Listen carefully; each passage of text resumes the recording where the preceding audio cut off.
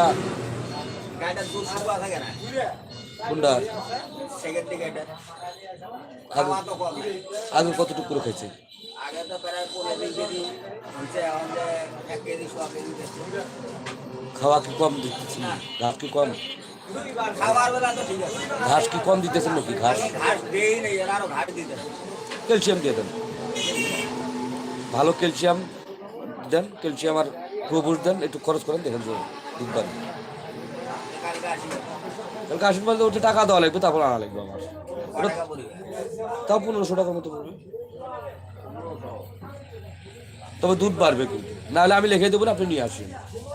ওটা বিষয় না ক্লিয়ার না ওরা কি হ্যাঁ দুপুরে তখন পানি খাবে পানির সঙ্গে খাওয়াবে